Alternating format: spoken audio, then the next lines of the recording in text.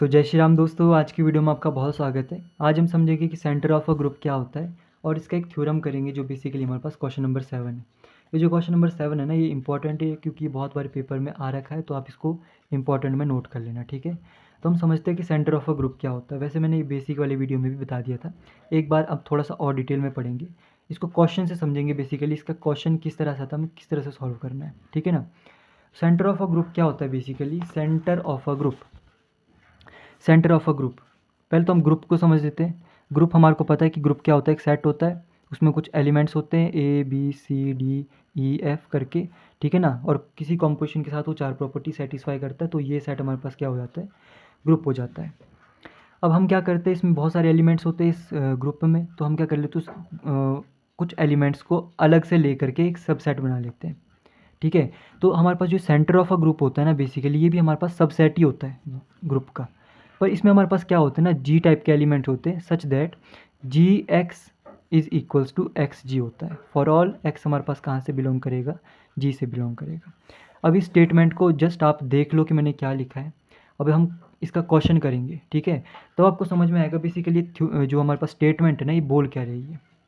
तो क्वेश्चन समझते पहले हमारे पास क्या है, prove that centre of a group is a सब ग्रुप ऑफ अ जी। हमारे को क्या बोला है, prove that centre of a group मतलब Z of G is a subgroup. इसको हमें क्या प्रूव करना है, सब ग्रुप प्रूव करना है। तो किसी भी सबसेट को जब हम सब ग्रुप प्रूव करते हैं तो हमारे पास दो तरीके होते हैं। या तो सबसेट के हम एलिमेंट्स लेके हम क्लोजर प्रॉपर्टी सेटिस्फाई कराए, एसोसिएटिविटी, आइडेंटिटी, इन्वर्स, तो हमारे पास क्या हो जाएगा, वो एक हमारे पास सब ग्रुप प्रूव हो जाएगा। दूसरा तरीका होता है उसमें से हम दो एलिमेंट ले, जैसे ए और बी ले लिए, ठीक है ना। तो इस तरह से कि मतलब ए बी का इन्वर्स भी अगर उसी सेट में मिल जाता है तो हमारे पास वो क्या होगा, सब ग्रुप होगा। तो अब जो हम क्वेश्चन करने वाले बेसिकली वो सेकंड मेथड से करेंगे, मतलब ए बी इन्वर्स वाले मेथड से, ठीक है ना, सारे क्वेश्चन। तो हम क्या करेंगे, इससे दो एलिमेंट से लेते हैं, तो लेट देखो हमारे पास स्टेटमेंट में क्या है, सेंटर ऑफ अ ग्रुप में हमारे पास जी टाइप के एलिमेंट होंगे, मतलब लेट G1 एंड G2, ठीक है ना, belongs to centre of group. ये हमारे पास कहाँ से बिलोंग करें, सेंटर ऑफ ग्रुप से बिलोंग कर रहे हैं, मान लेते हैं। हमें ये प्रूव करना है कि G1 G2 इन्वर्स भी हमारे पास सेंटर ऑफ ग्रुप का एलिमेंट है, तब हम कहेंगे कि centre of a group is a सब ग्रुप ऑफ जी। यही हमें प्रूव करना है, ठीक है। जो हमारे पास गिवन होता है बेसिकली हम उस पर काम करते हैं। गिवन क्या है, गिवन है हमारे पास सेंटर ऑफ अ ग्रुप की definition. Centre of a group की डेफिनेशन क्या बोलती है, इसको ध्यान से समझना। इसमें हमारे पास जी टाइप के एलिमेंट्स होंगे such that G X is equals to X G. ये वाली लाइन बहुत इंपॉर्टेंट है। मतलब अगर मैं कह सकता हूँ कि अगर हमारे पास इसमें G1 बिलोंग कर रहा है, तो इसको मैं लिख सकता हूँ कि G1 x is equals to x G1। अगर इसमें हमारे पास G2 बिलोंग कर रहा है तो मैं इसको लिख सकता हूँ G2 x is equals to x G2। और ये जो एक्स है बेसिकली ये हमारे पास कोई ग्रुप का एलिमेंट है। तो ये चीज़ें हमारे पास गिवन है, ठीक है। इसमें जो G1 है हमारे पास कहाँ से बिलोंग कर रहा है, सेंटर ऑफ अ ग्रुप से बिलोंग कर रहा है। और ये जो एक्स है हमारे पास कहाँ से बिलोंग कर रहा है, ये वाला एलिमेंट हमारे पास कहाँ से बिलोंग कर रहा है, सेंटर ऑफ ग्रुप से बिलोंग कर रहा है। ये वाला हमारे पास ग्रुप से बिलोंग कर रहा है। ध्यान समझना, हमें क्या प्रूव करना है, हमारा टारगेट है ये, टारगेट हमारा ये है, हमें प्रूव करना है G1 G2 इन्वर्स भी हमारे पास सेंटर ऑफ ग्रुप से बिलोंग करता है। तो सेंटर ऑफ ग्रुप में हमारे पास मतलब अगर हम इस वैल्यू की जगह ये वैल्यू रख दें G1 G2 इन्वर्स, अगर इस वैल्यू की जगह हमारे पास G1 G2 इन्वर्स आ जाए इन दोनों वैल्यू की जगह, तो हम कह सकते हैं, क्योंकि इन दोनों वैल्यू की जगह हमारे पास वो एलिमेंट आएगा जो हमारे पास सेंटर ऑफ अ ग्रुप से बिलोंग करता है।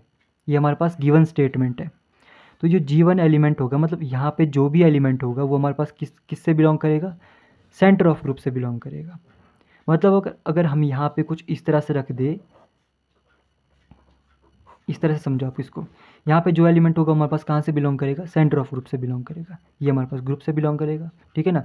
तो अब अगर हम ये प्रूव कर दे कि G1 G2 इन्वर्स यहाँ पे इस तरह से यहाँ पे रखे और यहाँ पे G1 G2 इन्वर्स रखे, अगर ये left hand side right hand side के बराबर आ जाती है तो ये हमारे पास गिवन स्टेटमेंट की तरह होगी। अगर गिवन स्टेटमेंट की तरह होगी तो हम कह सकते हैं कि ये वाला जो एलिमेंट है ये हमारे पास कहाँ से बिलोंग करेगा, सेंटर ऑफ ग्रुप से बिलोंग करेगा। तो बेसिकली हमें ये प्रूव करना है कि हम लेफ्ट हैंड साइड को लेके चलेंगे, सॉल्व करेंगे तो हमारे पास राइट हैंड साइड आ जानी चाहिए। तो हमारा टारगेट अभी ये है, ठीक है ना।